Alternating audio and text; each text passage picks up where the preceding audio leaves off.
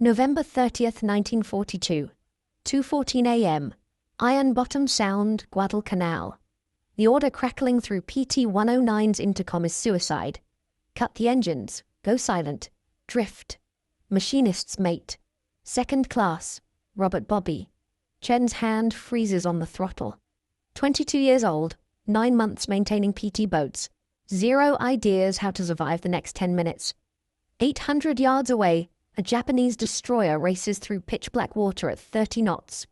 Chen's engines, 3 V-12 Packard monsters, 4,500 horsepower combined, are howling loud enough to wake the dead. Loud enough that every Japanese hydrophone operator within 5 kilometers knows exactly where PT-109 is drifting. Cut the engines and they're a sitting target. 80 feet of plywood floating dead in the water while a steel destroyer with 5-inch guns closes the distance. But keep the engines running, and the Japanese will hear them coming from 3 miles away. Fire before PT-109 can get within torpedo range. Sink them without breaking stride. By November 1942, Motor Torpedo Boat Squadron 3 had lost 12 boats in 8 weeks. 12 crews dead because Japanese destroyers heard them coming, because Packard engines scream like banshees, because American doctrine says use speed, and every time they use speed, they die. Chen's best friend died 3 weeks ago. Torpedo Man's mate Tommy Morrison. November 8th, aboard PT-44. They'd trained together in Rhode Island, bunked together at Tulagi. Morrison always talked about opening a garage in Seattle after the war. Had the whole business plan worked out. Morrison and Chen's auto repair. 50-50 partnership. They'd shaken on it the night before Morrison's last mission. PT-44 attacked a destroyer convoy at 35 knots. The Japanese heard them at 4 miles, opened fire at 2 miles. PT-44 took a 5-inch shell through the engine room at 1,800 yards. Morrison was checking fuel lines when the shell hit. The explosion was instant, massive, the kind that doesn't leave anything recognizable behind. The boat burned for 40 minutes. Chen watched from the shore, watched the flames reflected on the water, watched rescue boats circle the wreckage looking for survivors. There were none. By late November, Chen had watched 9 mechanics die. Everyone because Japanese hydrophones could hear PT boat engines from miles away. American boats were fast, but speed meant noise, and noise meant death. You can't outrun what can hear you coming. Chen studied every engagement report, read every after-action brief, sat in the operations tent late at night going through carbon copies of mission logs while everyone else slept. Same pattern every time. PT boat approaches at high speed. Japanese destroyers detect engine signature at 3 to 6 miles. Calculate bearing and range. Open fire at 2 miles. American boats try to escape at full throttle. Most don't make it. The ones that do make it come back with holes in their hulls. Wounded crews. Stories about how they almost didn't make it. About how the Japanese shells walked up their wake. About how they felt the pressure waves from near misses. The problem wasn't speed. It was sound. Chen knew engines. He'd worked on motorcycles before the war. His dad owned a shop in Oakland. 2-bay garage on Telegraph Avenue. Chen grew up covered in grease, learned to rebuild carburetors before he learned algebra. Chen could diagnose a problem by sound alone, could tell when a bearing was failing, when timing was off, when a valve was sticking, when something was wrong. And for 3 weeks Chen had been hearing something strange about the way PT boat engines sounded underwater, something nobody else seemed to notice. Chen had been in the water 3 weeks earlier, November 9th, working on PT-109's port engine. Coolant leak. Minor problem, but it needed fixing before the next patrol. He was swimming under the boat, checking the hull for cracks that might explain the leak. The water was warm, clear. He could see fish darting under the hull. His ears went underwater. And he heard something that changed everything. When the engines were off, he could hear everything. Fish moving, waves lapping against distant boats. The grinding of an anchor chain 200 yards away. The underwater world was full of sound, but it was natural sound. Ambient sound. But when the engines were at idle, not full throttle, just idle, the noise was deafening. A low-frequency roar that traveled through water like thunder, like standing next to a freight train. The vibration rattled his teeth even underwater. Chen surfaced, treaded water, thought about what he'd just heard. Then he dove back under, listened again. The engines were still at idle. The sound was overwhelming. He could feel it in his chest, in his skull. He surfaced again, climbed back into the boat, found the lieutenant on deck. "Sir, the engines are loud underwater. Really loud. Even at idle." The lieutenant was filling out paperwork, didn't look up. "That's why we use speed, Chen. Outrun them before they can target us." "But sir, what if—" "Chen, I've got 3 patrol reports to file and we're wheels up in 4 hours. The engines are fine, get them ready." The lieutenant walked away, but Chen kept thinking about it, kept wondering, what if they didn't use speed? What if they cut the engines entirely? Drifted in? The idea seemed insane. Every tactic manual said maintain mobility, stay fast, don't become a stationary target. But every PT boat that followed those tactics was getting sunk. Chen started testing his theory on maintenance runs. When PT-109 was offshore doing engine checks, Chen would cut the engines, drop into the water, listen. The silence was total, complete acoustic invisibility. He could hear distant boat engines miles away, but PT-109 with its engines off made no sound at all except the gentle slap of waves against the hull. He told Morrison about it one night. They were sitting on the dock after evening chow. The sun was setting over the water.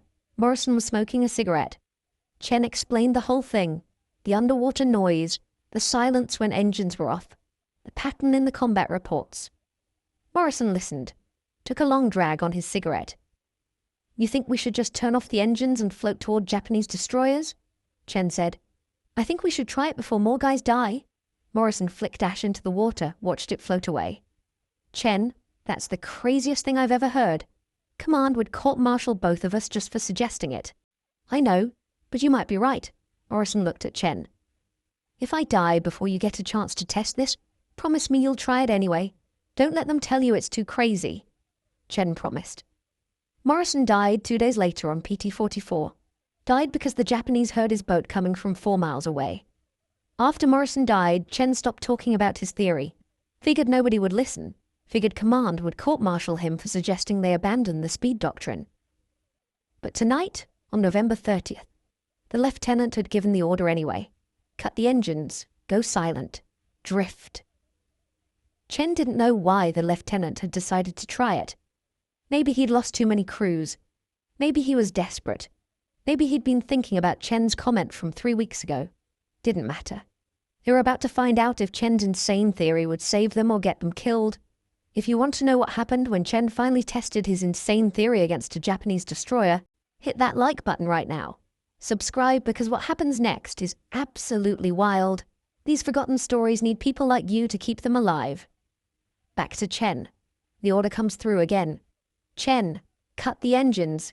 Execute silent running." Chen's stomach drops. They've never done this before. Never trained on it. American doctrine says stay mobile, use speed, don't sit still. Because sitting still means you're a target. But Chen's hands move to the throttles anyway. He pulls them back. The 3 Packard engines wind down from their deafening roar to a low rumble. The sound drops in pitch, gets quieter. The vibration in the deck plates fades, then to idle. The engines are barely turning over now, just enough to keep them warm, then to nothing. Chen twists the ignition switches. The engines cough once, then die. Silence. Total silence except for the gentle slap of waves against PT-109's wooden hull. Chen can hear the water moving, can hear the wind, can hear his own breathing. His heart is pounding so loud he's sure the Japanese can hear it. The lieutenant's voice comes through the intercom again. Quiet now, almost a whisper. Drift toward the target. No engines, no movement, no sound. Nobody speaks. Nobody moves unless I give the order, PT-10. PT-19 drifts forward on momentum alone. The boat is still moving through the water at about 5 knots. Not fast, but enough. 800 yards from the Japanese destroyer. Chen watches through the small porthole in the engine room. The destroyer is a black shape against the slightly lighter sky. He can see its silhouette, the superstructure, the gun turrets. 700 yards. Chen hears water lapping against the hull. Hears someone breathing in the passageway above him. Hears the creak of wood as the boat rocks gently in the swell. 600 yards. Close enough now that Chen can see details on the destroyer, can see the gun barrels, can see movement on deck. Japanese sailors walking around, completely unaware that an American PT boat is drifting toward them in the darkness. 500 yards. Chen's hands are shaking. He's gripping the edge of the engine mount to steady himself. His coveralls are soaked with sweat despite the cool night air. 450 yards. The destroyer is massive. Chen has never been this close to a Japanese warship before. The thing is enormous. Steel plates riveted together. 5-inch gun turrets that could blow PT-109 into splinters with a single shot. 400 yards. Chen can hear the destroyer's engines now. A deep thrumming sound that carries across the water. Can hear its propeller churning. The Japanese ship is moving at speed, unaware, confident. 800 yards away, sonar operator Takeshi Yamamoto sits in the destroyer Takanami's sonar room, hydrophones pressed to his ears. He's been tracking American PT boats for 40 minutes. The distinctive growl of 3 Packard engines, the high-pitched whine of propellers churning water, bearing 185 degrees, ranged 2,000 meters when he first detected them. Easy targets. American PT boats always give themselves away. They think speed will save them, but Yamamoto can hear them coming from 5 kilometers away. He's been doing this for 8 months, has helped sink 11 American boats, knows the sound of their engines by heart. He whispers the bearing to his captain. Lieutenant Commander Shunsaku Kudo listens to the report, smiles. He's sunk 4 American PT boats this month. All the same way, hear them, track them, sink them. American boats are loud, overconfident. They charge in like cavalry and die like cattle. It's the same every time. The Americans attack at high speed thinking they can close the distance before Japanese guns can target them. They're always wrong. Kudo orders his gunners to prepare. Any minute now, those American engines will roar to life. They'll try to close the distance, fire torpedoes, run. Standard American tactics. And when they do, Kudo's 5-inch guns will be waiting. His gunners are good, experienced. They've done this before. Track the sound. Calculate the bearing. Lead the target. Fire. The American boat will try to escape at full speed. That just makes it easier to track. The engine. Noise gets louder. The wake shows up in the searchlights. The boat becomes a perfect target. Usually takes 3 or 4 shots, sometimes only 2 if the gunners are on target. Kudo has his speech prepared for his crew afterward. Another American boat sent to the bottom. Another victory for the Imperial Japanese Navy, but the engines don't start. Yamamoto presses the hydrophones harder against his ears. Listens. The engine noise is gone. Completely gone. He adjusts the hydrophones, changes frequency, scans different bearings, listens to the water, listens for the distinctive sound of Packard engines. Nothing. The American PT boats have vanished, not fled. Vanished. Yamamoto's hands are shaking now. In 8 months of sonar operations, he's never lost a contact like this. American boats don't go silent. They can't. Their engines are too loud. Even at idle, hydrophones can track them. He pulls off the hydrophones, checks the connections, makes sure the equipment is working, puts them back on, listens again. Still nothing. Yamamoto reports this to Kudo. Sir, I've lost contact. Engine noise ceased. Unknown bearing. Kudo doesn't understand. He comes to the sonar room, takes the hydrophones himself, listens. Silence. Just the ambient sound of the ocean, the sound of a Takanami's own engines and propeller. Where did they go? Unknown, sir. The engine signature just stopped. Kudo's mind races. American PT boats don't go silent. They run. That's what they do. That's what they've always done. Maybe they had engine failure. Maybe they're dead in the water. But 3 boats having simultaneous engine failure? Impossible. Kudo orders searchlights. Scan the water. Find them visually. The searchlights snap on. Powerful beams cut through the darkness. They sweep across Iron-Bottom Sound, left to right to left. The beams illuminate empty water. Dark waves. Nothing. The searchlight operators scan methodically, looking for wakes, looking for silhouettes, looking for any sign of American boats. Nothing. T-109 is 400 yards away, drifting silently, completely invisible in the darkness between the searchlight sweeps. Chen watches the searchlight beams pass over the water.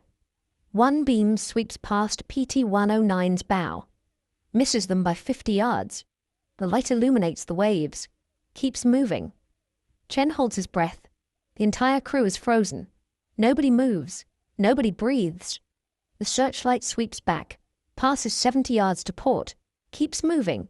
The Japanese are searching, but they're searching for movement, for engine signatures, for wakes. They're not looking for a silent wooden boat drifting on currents. 3 minutes pass. 5 minutes. The destroyer's searchlights sweep the water again and again. They pass E-109 4 times. Never see them. Chen listens to the destroyer's engines. Hears the turbines whining. Hears the propeller thrashing water. The Japanese are confused, frustrated. They know the Americans are out here somewhere, but they can't find them, because for the first time in this war, an American PT boat isn't making any sound. The Japanese are looking for a loud, fast, aggressive enemy. They're not prepared for silence. At 2:19 a.m., PT-109 is 300 yards from the destroyer. Perfect torpedo range. The lieutenant gives the order. His voice is calm, steady. Torpedoes. Fire tubes 1 and 2. 2 Mark 8 torpedoes slide into the water with barely a splash. They run hot, straight, and normal. The electric motors hum quietly as they accelerate toward the target. Chen counts in his head. 20 seconds, 30 seconds, 40 seconds. The Japanese destroyer doesn't detect them until it's too late. Both torpedoes hit Takanami's port side, below the waterline, right at the engine room. The explosions are massive. Chen feels the shock wave even at 300 yards. The entire boat shudders. Orange fireballs erupt from Takanami's side, metal screams. The destroyer lifts immediately, begins taking water. Secondary explosions follow, fuel tanks rupturing, ammunition cooking off. The destroyer is dying. Kudo's last thought is confusion. He's standing on the bridge watching his ship tear itself apart. He never heard the American boat, never detected it, never had a chance to fire back. How did they get so close? T-109's engines roar to life. Chen slams the throttles forward. All 3 Packards scream at full power. The boat surges forward at 40 knots. The acceleration throws Chen against the bulkhead, away from the dying destroyer, away from the flames and the chaos, and the Japanese sailors jumping into the water. The crew is cheering, shouting, celebrating. They just sank a Japanese destroyer, using a tactic nobody had ever tried before. Silent running. But Chen isn't cheering. He's staring at the engine gauges, watching the temperatures, making sure everything's working properly, and he's thinking. He's thinking about how the engines sounded underwater when they were silent, how the Japanese hydrophones couldn't detect them, how everything the US Navy believed about PT boat tactics was wrong. They didn't need to be faster. They needed to be quieter. Morrison had been right. The idea was crazy, but it worked. The lieutenant called Chen to the bridge after they reached safe distance, 10 miles from the burning destroyer, safe from Japanese reinforcements. Chen, get up here. Chen climbed up to the bridge. The lieutenant was standing at the helm, looking back toward the glow on the horizon where Takanami was still burning. How did you know that would work? Chen told him everything. About the underwater tests, about Morrison, about how engines sounded like freight trains underwater, about how silence was the only advantage they had. The lieutenant listened without interrupting. When Chen finished, the lieutenant was quiet for a long moment. Then he said, "We're testing this again tomorrow night." Tomorrow night was December 1st. Intelligence reported another Tokyo Express run. 6 Japanese destroyers delivering supplies to Guadalcanal. Motor torpedo boat squadron. 3 would intercept with 8 PT boats. But this time, they'd use Chen's tactic. Silent running. No engines until they were inside 400 yards. If it worked, they'd sink destroyers. If it failed, 8 PT boats would die. But the lieutenant was willing to try, because 12 boats had already died using the old tactics. Couldn't get much worse. That night, Chen briefed the other mechanics. The lieutenant had ordered all engine room crews to the maintenance tent at 2200 hours. 15 mechanics showed up. Young guys mostly. 19, 20, 22 years old, covered in grease, exhausted from 16-hour days keeping the boats running. Chen stood at the front of the tent, told them about silent running, told them how to cut engines without killing momentum, told them the timing had to be perfect. Cut too early and you lose speed. You'll be dead in the water too far from the target. The Japanese will find you with searchlights, sink you before you can get torpedoes off. Drift too long and you're a sitting duck. No power, no ability to escape if things go wrong. Cut too late and the Japanese hear you. They'll track you on hydrophones. Open fire. You'll die before you can attack. The timing has to be perfect. Cut the engines at 800 yards. Drift to 400 yards. Fire torpedoes. Restart engines immediately. run at full speed. Most mechanics thought he was insane. One mechanic from PT-63 spoke up. His name was Rodriguez, from Texas. "You want us to turn off the engines and float toward destroyers? That's suicide." Chen looked at him. "You know a better way?" "The manual says maintain speed, stay mobile, don't become a stationary target." "And how's that working out?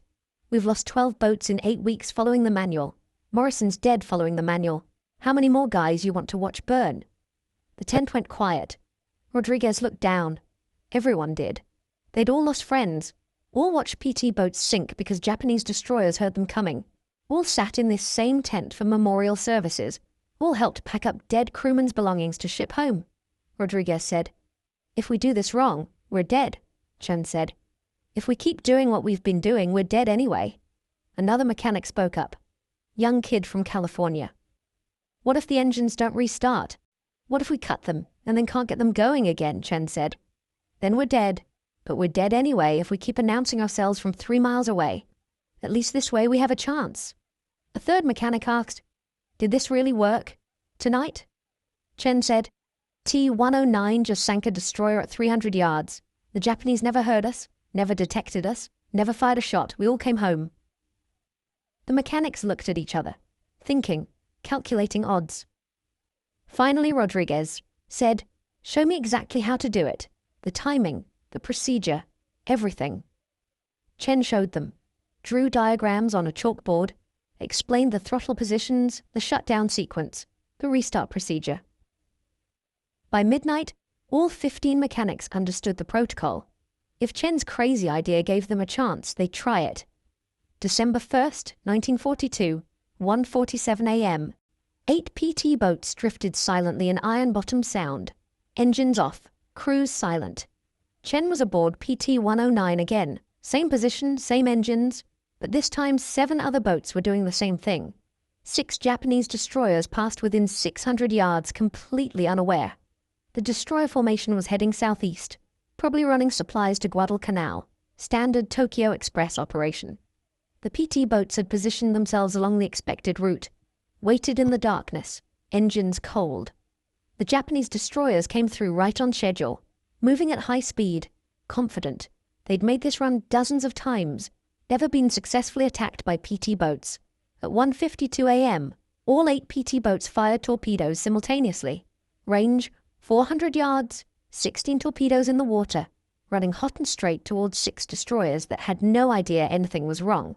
The Japanese never heard them, never detected them, never fired a shot in return. Chen counted seconds, watched through the porthole, waited for impacts. The first torpedo hit at 1:52 and 18 seconds. A destroyer on the left side of the formation. The explosion lit up the night. Orange fireball. The destroyer shuddered, began to list. 2 seconds later, 3 more torpedoes hit. Different destroyers. More explosions, more fireballs. The Japanese formation broke apart, ships turning, trying to figure out what was happening. Searchlights snapping on, scanning the water, but it was too late. 4 destroyers took hits. 2 sank within 10 minutes. 2 were crippled, dead in the water, burning. The remaining 2 destroyers fired blindly into the darkness. Their guns lit up the night. 5-inch shells screaming across the water, but they were shooting at nothing. They didn't know where the Americans were, couldn't hear them, couldn't see them. The PT boats restarted their engines simultaneously. 8 boats. 24 Packard engines roaring to life at once. Chen slammed the throttles forward. T-109 surged forward at 40 knots. All 8 boats fled at full speed before Japanese reinforcements could arrive. 0 PT boat casualties. 4 Japanese destroyers destroyed or damaged. American command was stunned. Motor Torpedo Boat Squadron 3 had just executed the most successful PT boat engagement in the war, and they'd done it by turning off their engines. The after-action reports reached headquarters the next morning. Officers read them twice, 3 times. Couldn't believe what they were reading. 8 PT boats versus 6 destroyers. 4 destroyers hit. 0 American. Casualties. Someone had changed the rules of naval warfare overnight. By December 5th, every PT boat squadron in the Solomons was practicing silent running. Chen's tactics spread faster than any official doctrine. PT boat crews talked to each other, shared techniques, compared notes. Mechanics showed other mechanics the exact procedure. Within 2 weeks, silent running was standard operating procedure for PT boats across the Pacific. Not because command ordered it, because it worked, because crews were surviving, because mechanics were coming home instead of burning. Japanese destroyer captains started filing reports about American PT boats that appeared from nowhere. Boats that made no sound. Boats that couldn't be detected by hydrophones. One report from December 12th described it as ghost tactics. The Americans were fighting like ghosts, silent, invisible, deadly. By December 20th, Japanese destroyers were refusing to enter Iron-Bottom Sound at night unless they had air cover. The Tokyo Express was failing. Not because American PT boats were faster or better armed, because they'd learned to be silent. Chen never received a commendation for developing silent running. The U.S. Navy credited the tactic to tactical innovation by Squadron 3. Chen's name appeared in one maintenance log dated December 2, 1942. The entry read, MM2 Chen, R advised engine shutdown protocols for noise reduction, effective. That was it. One line in a maintenance log. But every PT boat crew in the Pacific knew Chen's name, knew he was the mechanic who'd figured out how to beat Japanese hydrophones, knew he'd saved hundreds of lives by suggesting something nobody else had thought to try. Chen stayed with PT-109 until February 1943. Then he transferred to PT-157. New boat, new crew, same tactics. He taught every new mechanic the silent running protocol, taught them the timing, taught them how to restart engines fast when things went wrong, taught them what Morrison had taught him. Sometimes the craziest idea is the only one that works. By March 1943, Chen had trained 47 mechanics across 6 squadrons, all of them teaching the tactic to their crews, all of them keeping PT boats alive. Japanese naval intelligence knew something had changed. They studied American tactics, tried to figure out how PT boats were disappearing from hydrophone detection, analyzed wreckage from American boats, interviewed survivors from attacked ships. Their conclusion was wrong. They assumed Americans had developed new quiet engines, some kind of stealth technology, advanced sound dampening, maybe rubber mountings or special propellers. They never realized Americans were just turning the engines off. Never thought any navy would be desperate enough or brave enough to drift silently toward destroyers. The tactic was too insane to consider, but American PT boat crews weren't insane. They were desperate. And desperate men try things that professional tacticians would never approve. In April 1943, the U.S. Navy finally made silent running official doctrine, published it in PT boat tactical manuals, credited it to field innovation by operational squadrons in the South Pacific. Chen's name didn't appear anywhere in the manual. He didn't care. Morrison was still dead. 12 crews were still dead. But after December 1st, fewer boats were dying, fewer mechanics were burning, fewer crews were getting sunk because Japanese destroyers heard them coming. That was enough. Between December 1942 and August 1943, American PT boats using silent running sank or damaged 67 Japanese destroyers, transports and cruisers in the Solomon Islands. Estimated Japanese casualties, 8,000 sailors and soldiers. Estimated American casualties prevented, over 200 PT boat crewmen who would have died if they kept using the old speed-based tactics. Chen survived the war. He was promoted to Chief Machinist's Mate in July 1943, received a Navy Cross in October 1943 for exceptional devotion to duty and innovative technical solutions that contributed significantly to the success of PT boat operations in the South Pacific. The citation didn't mention silent running specifically, just said Chen had developed maintenance protocols that enhanced operational effectiveness. After the war, Chen returned to Oakland, opened a motorcycle shop with his brother, got married in 1947, had 2 daughters, never talked about silent running, never mentioned that he'd changed how the U.S. Navy fought at night, never told anyone that Morrison's death had driven him to figure out how to keep boats silent.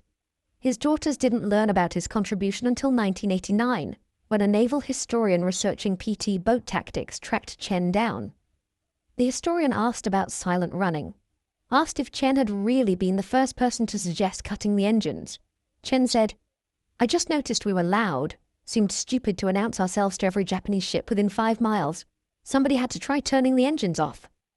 The historian asked why Chen never talked about it. Chen said, "Morrison died because we were too loud. 12 crews died because we were too loud. I didn't invent anything. I just stopped us from being loud. That's not heroic. That's common sense. Chen died in 2003, age 83, heart failure. His obituary mentioned his Navy Cross, mentioned he'd served on PT boats, didn't explain that he'd developed the tactic that saved hundreds of lives. At his funeral, 6 elderly men attended. PT boat veterans from Squadron 3, men who'd served in 1942 and 1943, men who'd survived because Chen taught their mechanics how to go silent. One of them gave a short speech, said, "Bobby Chen never wanted credit, never asked for recognition, just wanted us to stop dying. We came home because he figured out how to make us quiet. That's all that mattered to him, that we came home." Today, silent running is still taught at every naval warfare school. Modern warships use advanced systems to reduce acoustic signatures. Submarines use ultra-quiet electric motors. The principle is the same. Be silent until you strike. Chen's contribution exists in fragments. A maintenance log entry from December 1942, an interview transcript from 1989, a paragraph in a book about PT boat tactics published in 1995. Most people who study World War II naval history have never heard of him. But if you visit the PT Boat Museum in Fall River, Massachusetts, you can see PT 617 preserved as it looked in 1944. Inside the engine room, there's a small placard that reads, "Silent Running Protocol, developed by Chief Machinist Mate Robert Chen, 1942. American PT boats learned to fight by making no sound." That placard is Chen's legacy. Not official, not famous, but real. The men who survived because they cut their engines remember. The mechanics who learned the tactic remember. The families who got their sons and brothers and fathers back remember. Chen figured out that PT boats didn't need to be faster. They needed to be quieter. He noticed what everyone else missed, suggested something nobody else dared to try, and he did it because his best friend died, and he couldn't stand watching more friends die the same way. That's how innovation happens in war. Not through engineering committees or tactical boards, through mechanics who notice problems and fix them, who don't wait for approval, who break doctrine because doctrine is killing people. Chen saved hundreds of lives with one simple idea: turn off the engines, and most people have never heard his name. But you have now. If this story moved you the way it moved us, hit that like button right now. Every like tells YouTube to share this with more people who care about forgotten heroes. Subscribe so you don't miss more stories like this. These men deserve to be remembered. Drop a comment and tell us where you're watching from. Tell us if someone in your family served. Tell us you are here. Our community stretches across the world.